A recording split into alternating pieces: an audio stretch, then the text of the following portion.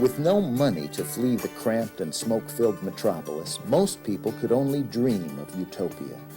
But when, in 1902, the wealthy Englishman Ralph Radcliffe Whitehead founded a colony for the arts and crafts in the town of Woodstock, New York, he helped to unleash a periodic exodus of people in search of an alternate lifestyle. The children of the affluent post-World War II generation were no exception. In fact, they tried to secede by forming the Woodstock Nation. Here and there, you build a fitting structure to rhyme with what's around it. The rocks, the meadow grass, the trees, the water.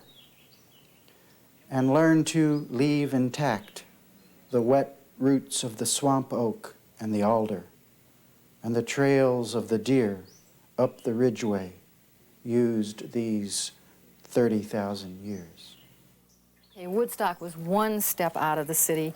Now I wanted to make that final step out and really be in a situation that I could live out my sort of living off the land kind of dream that I'd had.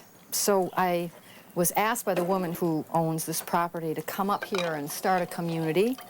And I said I would love to do that. And the man I was with, Tim, was involved with that. And we said, yes, we would definitely like to do that. It was like our next step. We had gone to Woodstock, and then we were going out.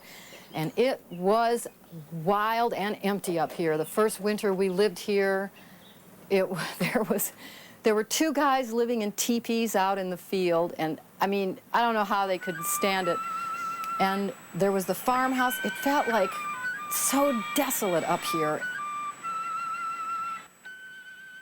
There were times when the solitude, it was just like being off the planet.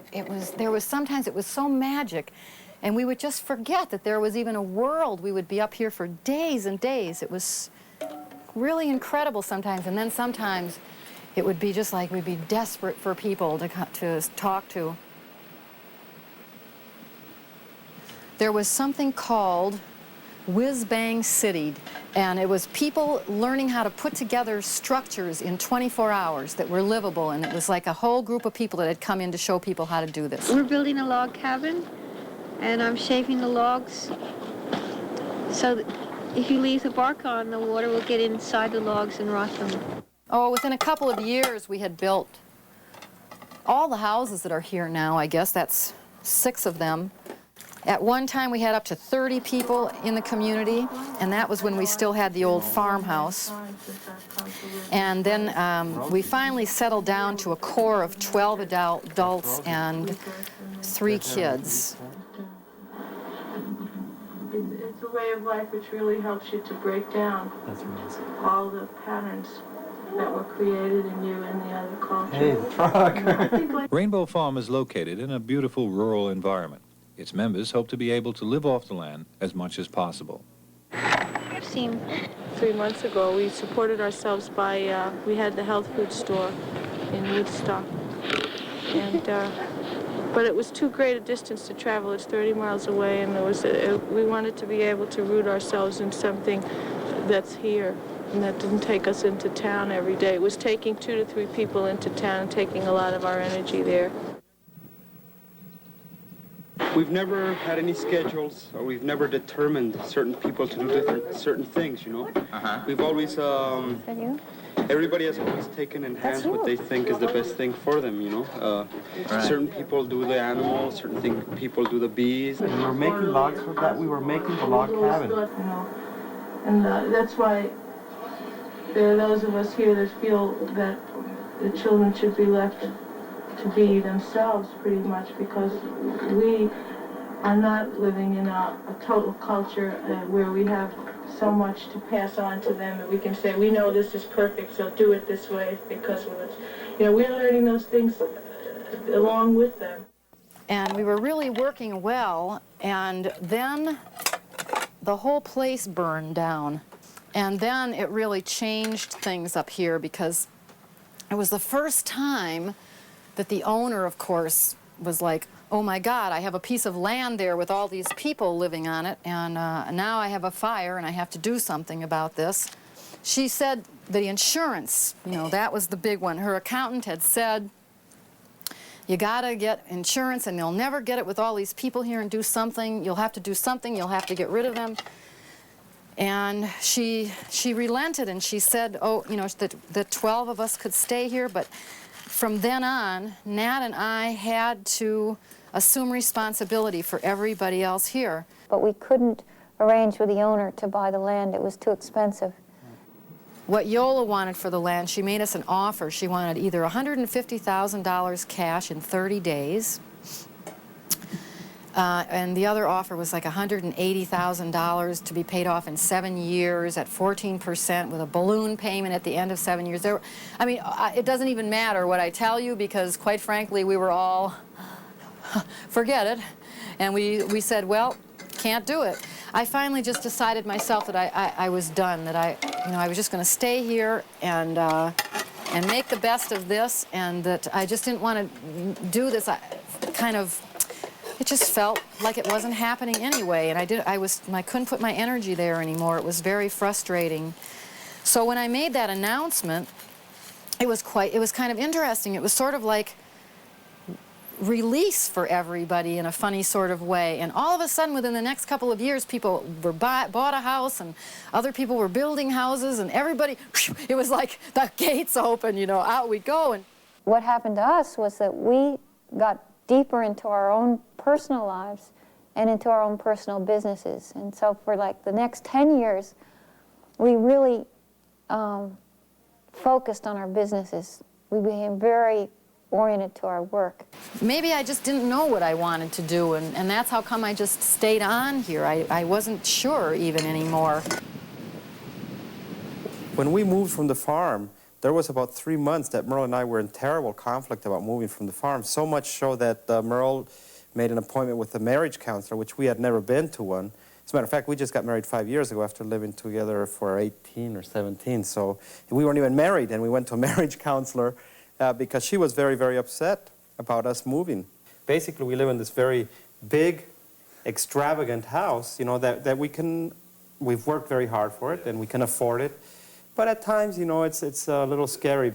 We came from the farm, we came with nothing, and I've seen it, and we did it. You know, we were able to meet and to blend into the modern world, and into the world of economy and finances, and we're successful, and and that's great. Okay. But so now we have a choice. Now I feel, for me, in my life, I now have a choice. I can either choose this, and I know that I can do it, and I can do it well, and I'm not afraid, or I can choose, I can't go back to Rainbow Farms.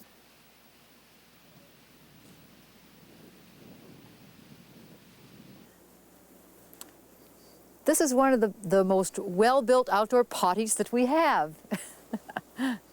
Actually, this was done so that it could be dug out, something that everybody ought to do at least once in their life.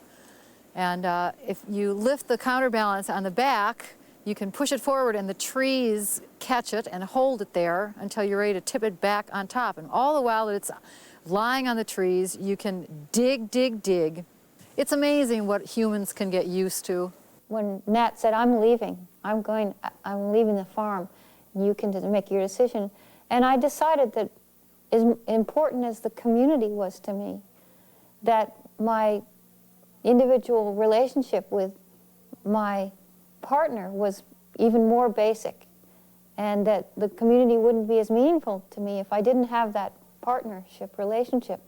There are parts of this relationship in this house and in the other house we had is not satisfying to me. It's too much me in this home, too much stuff, and not enough in terms of our actual lifestyle, not enough connection outside. I mean, it was great. We used to have to go out every 2 or 3 times a day just for basic needs, whereas here you can live inside.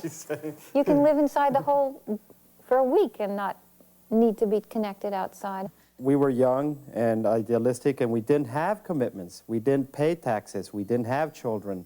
We didn't have an 18-year-old guy who, we want to be able to facilitate his education. I could handle, carrying water from the stream, and I still can handle it. And if I had to do it, I can do that.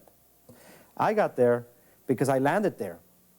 I didn't have any idealism. I had no concepts. I was just living. You know, I was traveling with some friends. I had come up. 21. Yeah, I was 20. No, I wasn't. I was 19 when I got to the farm. You know, whatever was tomorrow. I was a hippie. I was living in Florida. I came up from Mexico, and I lived in Florida for a year, 3/4 of a year. Then these guys, friends of mine, said, let's travel up east. And we landed in Woodstock. So to me, there was no idealism, and that's why it was easier for me. I believed in the concept, and I still believe in it. And I still have certain, and it created in me, by being able to live like that all those years, some moral standards that I really believe in. And that's when you ask me about this house. Those moral standards are a little affronted at times by all of this to me, when I see the accumulation, you know, the amount of it. And you admired the American middle class. And we always were astounded with Nat started his business, and the first thing he did is he ordered a bunch of credit cards, and he was so happy when his credit cards called it. And none of us could believe that this person who was growing up with us was excited about credit cards. But I took us to lots of dinners. Nat really wanted. Everybody hung out with me. Like we had all come from, you know, colleges and middle class homes, or not, some working class homes, but the real American 1960s and 60s. So forth. Whereas Nat had come from Mexico and a long time ago, and it really meant something for him to be able to start his own business. Although we can put the veneer of being dropouts and hippies and I hesitate to use the word communists, that each of us has an incredibly deep conditioning that instills us with our real values, what we really seek. And as I see our development in the latter years of the community, I see that these values surfaced stronger and stronger in each of us individually, so that eventually who we really were emerged. And at first, it was an incredible struggle, and we didn't see it as a value struggle, although it was obvious that it was in retrospect, you know, the 20/20 hindsight, that we were going through a valued struggle. And as we worked through it, people realized that they needed something different than this simple, you know, struggling, bare necessity, survival kind of life. By about 1976, things had gotten, it was just different. You couldn't do what we did in the early 70s. You needed more money to do less, actually, is what happened. So a lot of us went off and found little work here and there. I'm trying to think of what I did. Well, the library is what I did, actually. And then I went to work cooking in a center near here. And that was like the first regular job that I had held since I can't even remember when. Because of the situation here, it's dead to me. It's full of the life and wonders of nature, but it has no human spark. It has no human soul in it. And my dissatisfaction comes in not being able to say, come on, let's make a community here, build a house, let's get this all going again. And I can't do it because it's not mine, and that's not an option anymore here, it not being mine. Being born in blocks of buildings with a subway lullaby, when I dream of Appalachia. When I first came to Woodstock, I discovered that there were a number of people my age, a lot of them from the city,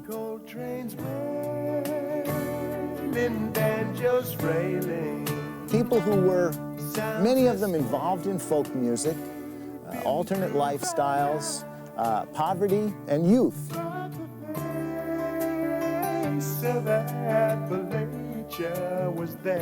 I lived right on the edge of Washington Square Park, and so I would cross the park, and of course Sundays was the time when everybody was sort of in this big cultural stew, and we were all sort of trying to learn from the few authentic folk singers that actually did exist in New York City at that time. I thought I heard that Casey when she moaned. She moaned like my woman was on board. Happy and I sort of started out in separate camps, I guess, to a certain extent, because I was enthusiastic about learning blues and folk music and things, but I didn't really know much about it because I'd been in New Jersey going to a prep school, and we would sneak off and play for the local Catholic school dances. I'm gonna ride like I never rode before. Go ahead, Al. There was a period of time that I never missed a Sunday in Washington Square if I was except in the summer if I went away to summer camp or something.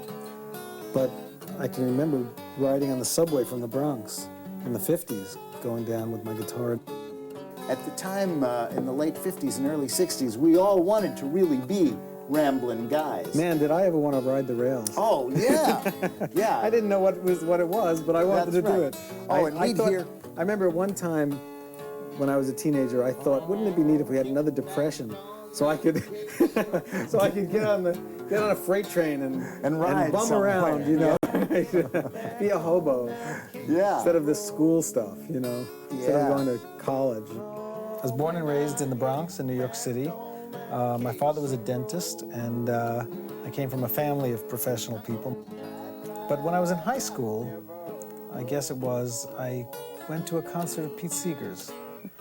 I was about 16 years old, and from that point on, I didn't want to do anything but play the guitar and sing folk songs. We all began working at whatever club would accept us. Usually they were basket houses, and I remember trying to follow the basket house circuit, and the main trick was to avoid following Richie Havens, right. who was also in the same circuit. And Richie would sweat so convincingly, and he would come out and he had that style where it's an open tuning. You can't really, I couldn't really retune that fast, but it was, and it had just a lot of bite. And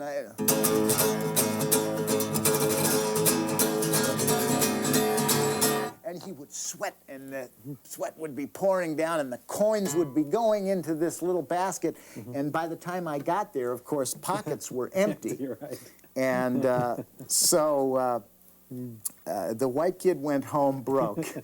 But that changed, I guess, after 5 or 6 years of scuffling around and trying to make up sort of a composite music, because I was interested in all of the stuff that I was hearing from people like Stephen Grossman was Rory Block, whose father had this sandal shop where everybody would go to play after the park closed down. Well, there was definitely a movement starting from the 50s. The whole bohemian Greenwich Village scene was sort of anti-establishment, and so the people who tended to go into folk music as opposed to other kinds of music, or that tended to go into handcrafting sandals for the other bohemians rather than selling Florsheim shoes uptown or something, tended to be a certain kind of person, and they did mix a lot. That's right. And also, folk music had gained this tie with leftist politics starting in the late 30s and early 40s. And so there was also a kind of a political agenda. If you became a folk singer, it was unlikely that you were going to go get a flat top and vote for Ike or something.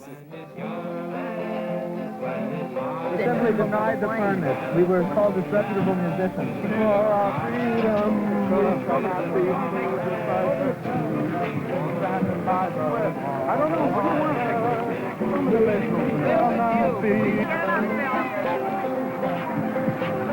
Congratulations! How many people who labor in the same musical vineyard in which you toil, how many are protest singers? How many? Yes. Are there many who do? Yeah, well, I think there's about 136. You say about 136? Or do you mean exactly 136? It's either 136 or 142.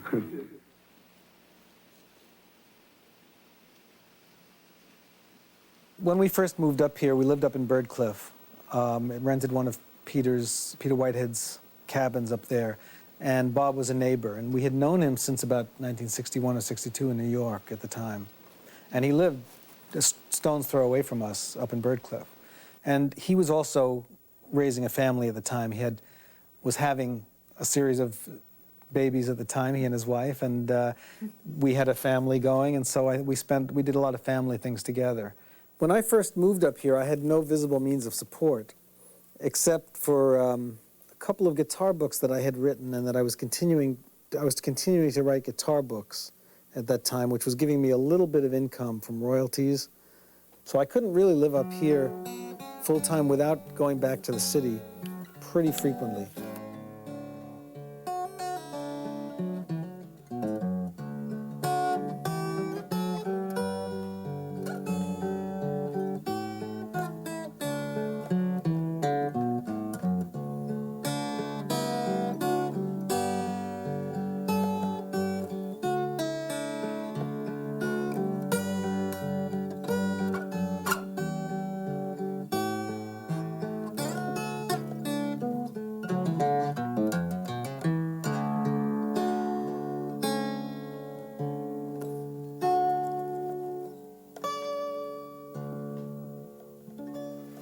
In this apartment complex in suburban Tokyo, American guitarist Amos Garrett is giving lessons on videotape. His student, Shoichi Abe, is a Japanese businessman with a love for country and Western music. They're brought together by homespun tapes of Woodstock, New York, a little company with a worldwide reach. It's a family business that grew out of the Woodstock home of Happy and Jane Traum. You know, it started out as a kitchen table operation. Literally, it started right, out on the kitchen table. I sometimes feel like we had our 3 kids and homespun, you know, sort of in that order. We feel very committed to it. It's a very personal extension of ourselves and our own just adventure in seeing what we could do with something that started out very small and are having fun with. Jane's talent is in running the business, handling all the day-to-day decisions with their staff of 8. Happy is the musician and performs regularly on the international folk circuit. There was the Espresso Cafe where you first played in Woodstock, and that got us up here. And so we got some sense of country and being in the country, and as people that we knew moved to Woodstock. Happy had an advance on his first Capitol album, and we just took the money and said, well, we better take this and do something with it, because it would be real easy to just spend it. And so what we did was we said, well, let's build a house. At another end of the world, Shoichi Abe, his wife and son, gather around the piano to sing a few songs, American style. For World Monitor, I'm Amy Duncan.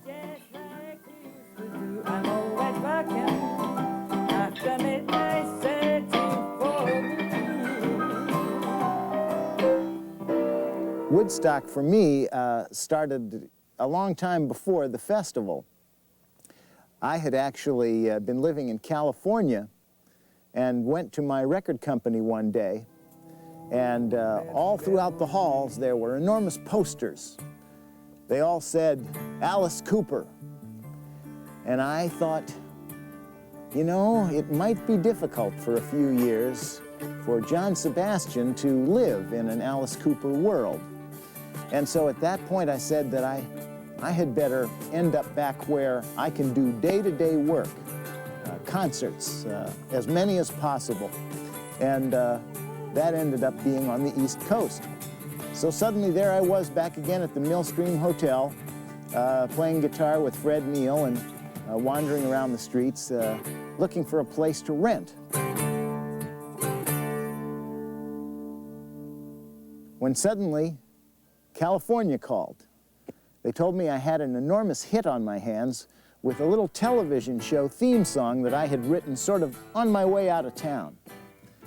Well, this song, Welcome Back, which went with the Welcome Back Cotter television show, ended up buying this house.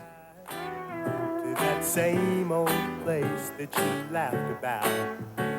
Well, the names have all changed since you hung around, but those dreams have remained and they've turned around. Who'd have thought they'd lead you? Who'd have thought they'd lead you? Back here where we need you. Back here where we need you. Yeah, we tease him a lot, 'cause we got him on the spot. Welcome back. Well, it turns out that we were repeating the actions of a former generation. Grandpa made me. In 1904, finding the Englishman Whitehead too autocratic, Hervey White left to form his own colony, the Maverick.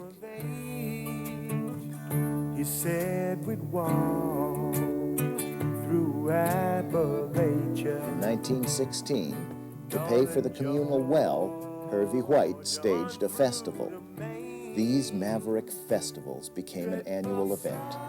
This is a film of the 1929 festival. Such a promise could have keep all my dreams of Appalachia. Just an old man's memory. I felt that I always wanted to build my house. I needed to do that, not just because I'm a creative person, but out of some need for security. Some things that happened in my life really affected me a great deal, and they had a lot to do with my father and his reaction to the Depression. But that isn't really the way a lot of us, the people in my age, responded to that tightness. We responded as youth do, with a form of rebellion. In a way, I felt if I could possibly do it, I wasn't going to be bound economically and fearfully in the same ways that he was by a product of what had happened to him, and so that I was going to establish some basic needs right away, and I hoped anyway. It turned out that when he died of cancer, which was a very sad time for us all, what came of it in terms of any material benefit was that he left $2,000 for me, and I realized that he'd really died for this. He'd sweated his life for this, and it was important to me in that way, but also this was my opportunity. I came to Woodstock that I was already comfortable with, and I came and started working on carpentry crews and building other homes and looking for my piece of land that I was going to purchase. And I got 2 acres for $2,000, which was pretty extraordinary. Some of the local people thought I'd paid too much. This skylight is a perfect example of how this house developed out of what was available, what came my way at the time that I was building the house. The house is partly a design and partly a happening. A Ford showroom had clear plexiglass in the metal frame of a dome, and the clear plexiglass is allowing the bright sun to melt the dashboards on the car, so they had to put in black plexiglass in place of the clear plexiglass, and these panels became available for $5 a sheet. This building was made partly of some new materials and largely of old recycled barn materials. The barns were actually an eyesore to the state. They wanted to put in the golf course, and these barns were in the way. Part of what I think a lot of people wanted to do, to live in a rural place, was to revive respect and revive some of the culture that was being lost. It's interesting in the way things move in an economy as the artists and the free thinkers move into a rural place, that gives it a certain spirit that is different from the spirit that was there. It amalgamates with that spirit, and that carries on. Now what we have are people who are coming to Woodstock and looking at a home like this and also desiring it because it's like nothing they've ever experienced. It's not part of their life and their culture. And as wonderful as that is, it happens to put a lot of pressure. That pressure is an economic pressure.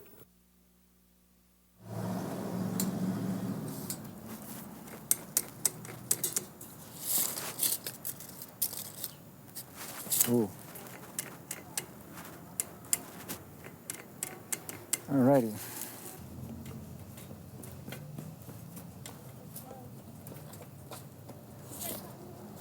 Love your bicycle, it'll serve you well. Everybody was always talking about Woodstock.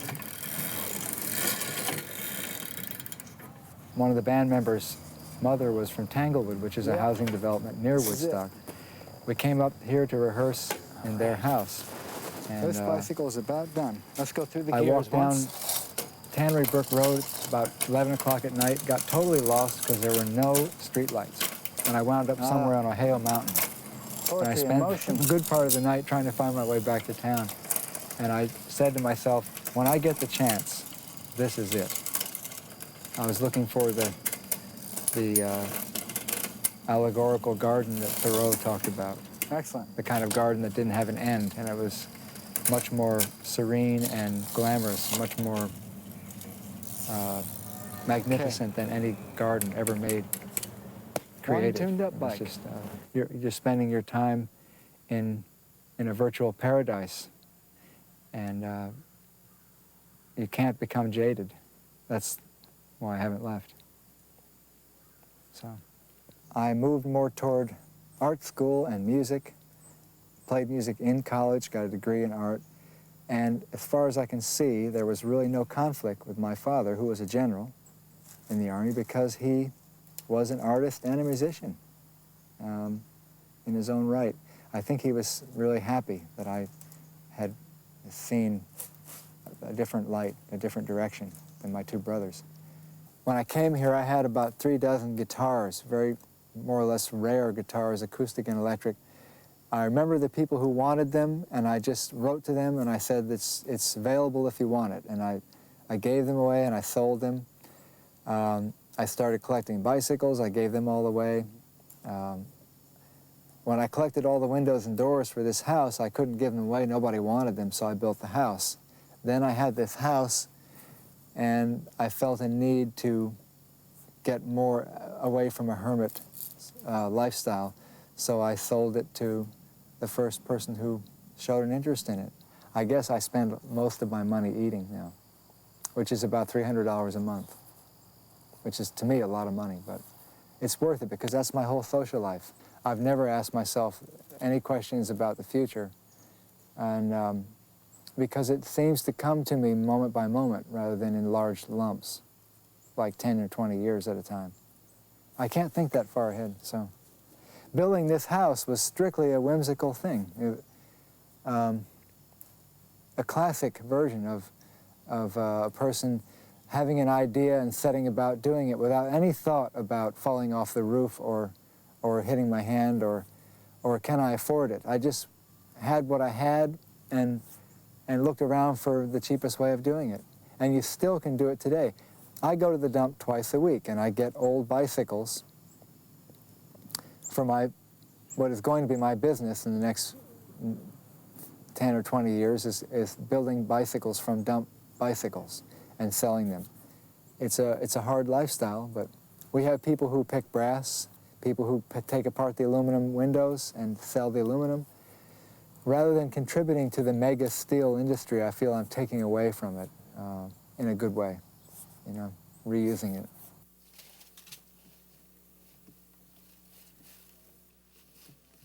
And I started looking around for my own place to build a church. I was heavily involved in the world of religion, but it involved East and West. I was reading books on Zen and as well as practicing the old Catholic tradition.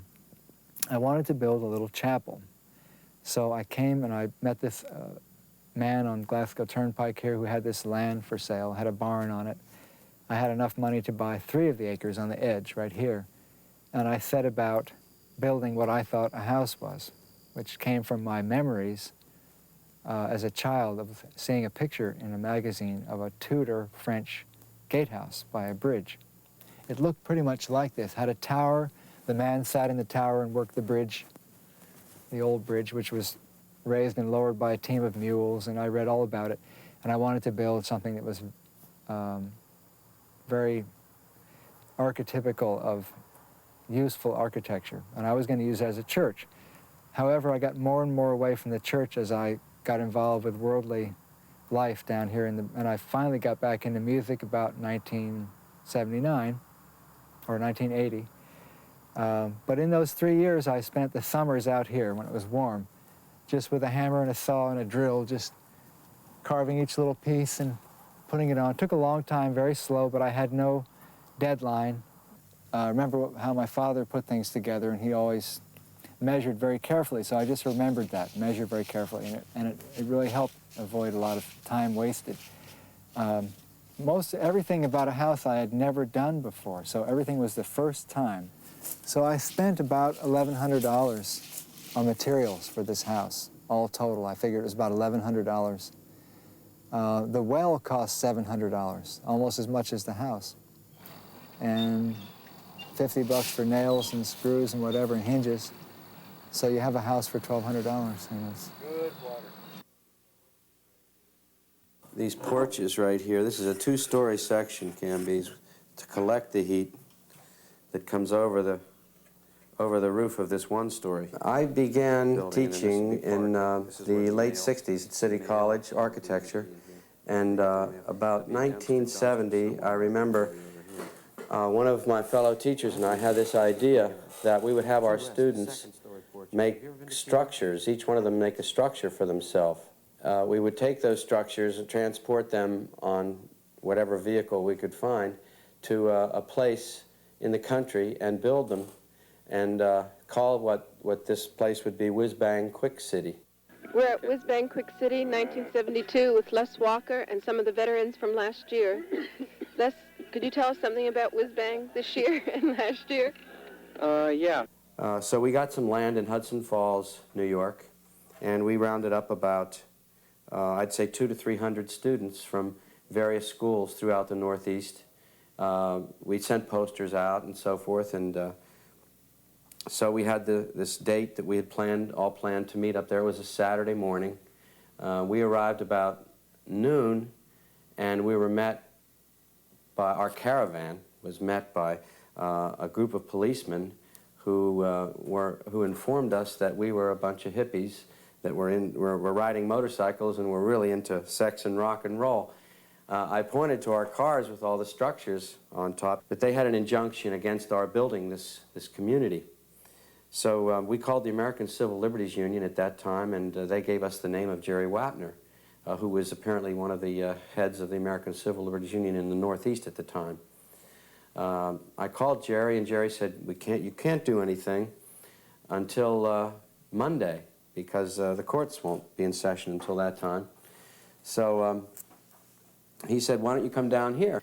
And I decided at that point that this was really a wonderful community. It was so accepting of us and our ideas, and the people just seemed as nice as they could be. It felt like it was a Greenwich Village type community, only it was located in the country. Facilitate community, so interaction, so they meet one another and get to share some commonality. We had a little meeting in this office about 6 months ago where we decided to do some affordable housing schemes, and Ed said, let's just go for the best, and let's find the best site and do the best design we can for that site. And that site happened to be on a piece of town-owned property right near the middle of town, right near the laundry, right near the main street, the post office. So we designed a scheme for that piece of property, and we are advocating it, that it be to the town, that it be built. People who want upscale houses in the $500,000 range are not stupid, and they know that if they come to a town like Woodstock, that it will stay Woodstock, that will stay semi-rural, that people will fight strongly to protect it. So against that yuppifization, what has to happen is that government, that is local government, has to intervene in the local housing economy in a massive way. And they can do that by setting up land banks so that when people build major projects, they are required to set aside a percentage of the value of the project for affordable housing or for housing. Well, I came to Woodstock with my wife and daughter in 1974. We had lived in New York City all through the 60s and through almost half of the 70s, and decided that this was the place we would stay for a while, and then we rented various houses and finally bought a house. And my parents had both had cancer. My father died of cancer in the late 70s, and my mother had cancer earlier. So I decided that growing out of the consumer movement, my sensitivities went toward the environmental movement because everybody's parents are dying of cancer. And we will be the parents, too, whose children will weep in the cancer wards. So it's our duty to help clean up the environment. So I got involved locally in the anti-nuclear movement and in the anti-nuclear power movement.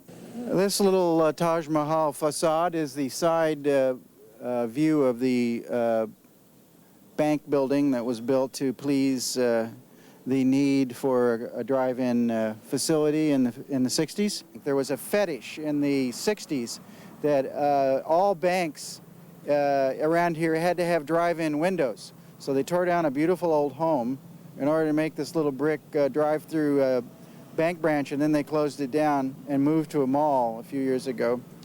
Banks have initiated certain economic policies during the 70s and 80s that have made housing extremely expensive. Like organized crime, banks have charged things like points, percentages of the total mortgage.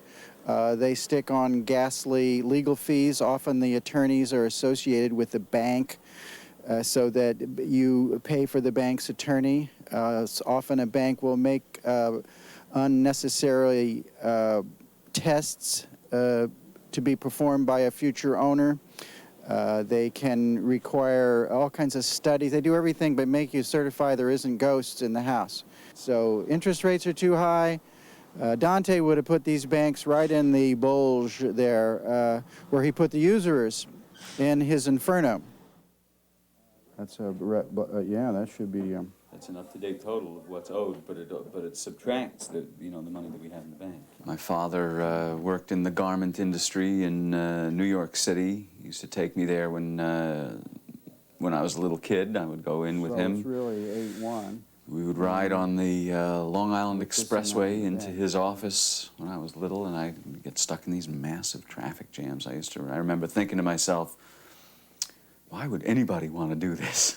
Why would anybody ride in a traffic jam like this every morning just to get to work? I can remember the day that my father said to me, is it me or is it my business that you don't want to be involved with? And I said to him, Dad, I love you, I would be in business with you in a minute if you were a record producer or worked in television or something like that. But the fascination of wedding apparel just isn't there for me, traveling on the road and going to see all the stores. It just wasn't there for me. It was just not the life that I wanted to do, although he did very well, and I probably could have done very well financially at it. I didn't. I preferred to drift and see the world and play guitar. I settled here probably around 1974. I moved back to the area from Boston.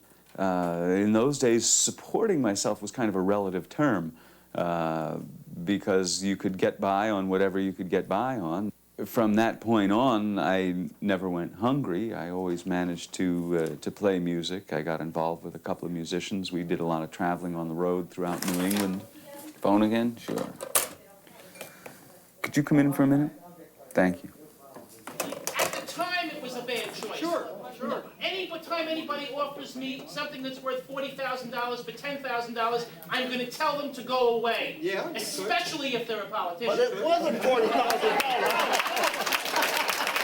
It wasn't $40,000. So let's get to Art's point. Art's point is, if we are going to share the cost, what should we do? Right. And when you take people who have spent $6,000 8 years ago and people who have spent zero and say, it's time to start sharing costs, right. I'm going to say, wait a minute. Wait a minute, I'm $6,000 ahead. half of that $40,000 were interest accrued because the town would not bill us.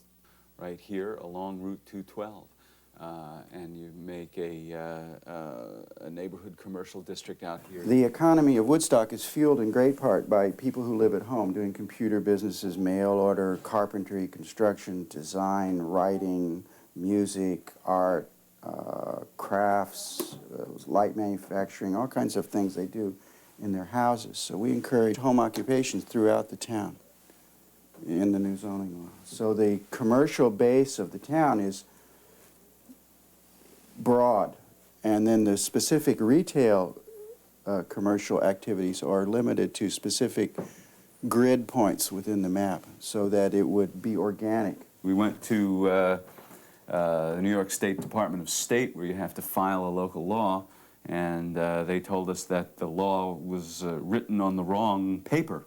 So we looked at each other and had to go out somewhere and do something drastic at that point. So we went over to Coftree's copy shop and asked them if they could do it, if they could copy it, and they said sure they could do it in a half hour. So we gave them the copies, and we went out to the music store and fooled around looking at the instruments. We came back to the place in a half an hour or so, and we asked them, okay, it's done. How much is it? And the guy said, well, we'll charge you $5 if Hillsing refused to be burnt out, because they recognized Ed from his wilder younger days, not so younger days, and they still continue, right? And wanted him to sing one of the Fugs songs that made him famous, made him the man he is today. So I crooned a couple of lines from "Refuse to be Burned Out," and in Greek, right? In Latin. In Latin. Yeah. And he gave it was a lot of photocopy, actually. It was a whole zoning law. So. But they gave it to us at a discount rate, and so Ed said that he would sing anytime it would save the taxpayers money at Woodstock. Noli in spiritu combueri.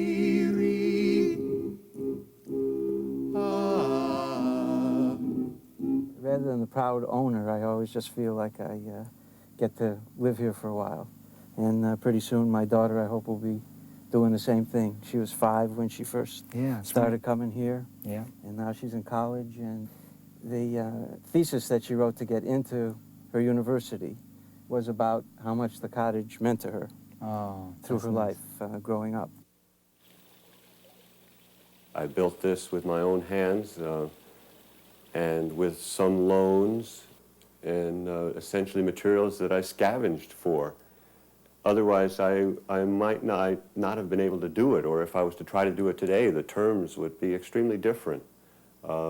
Loans, tremendous loans and mortgages would be necessary. I was fortunate.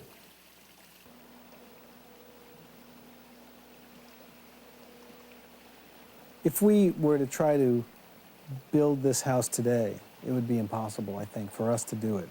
And I think one of the things that happened, of course, back in the late 60s and early 70s, there was a whole movement towards doing your own thing, towards building something that was not an assembly line type house. It was part of the whole aesthetic of the time, I think, to put together something that was artistically pleasing and everything else. And those kind of individual expressions don't really come cheap anymore. You know, at the time it was the least expensive way of doing it, and now it's the most expensive because it's not prefabricated, it's not done in like a development type thing. And of course building codes, and which we are in favor of basically, but those kinds of things, and zoning laws, and of course the price of materials and everything else has just gone sky high. And one of the sad things that we find about this is that our own kids couldn't do what we did nowadays and build a house like this. If they wanted to buy some land and build a house, it's just way out of proportion to what their earning power is. Whereas in those days, we were not earning very much money, but it was obviously enough to be able to slowly piece together a place to live. It's not really that I'm talking about comforts like hot water and so forth like that. It's more the way, the quality of your life. And That's all right. There's a machine. is the machine on? Yeah. I don't think so. Yeah, it Okay. is. Anyway, so it's not really a matter of comforts to me. It's a matter of where the energy of your life is. And like in this house, I find that I spend a lot of time watering the plants or moving stuff around, and I'm trying to now lift myself up and out so that the real vitality of my life is more out there and between people rather than in here with a lot of things.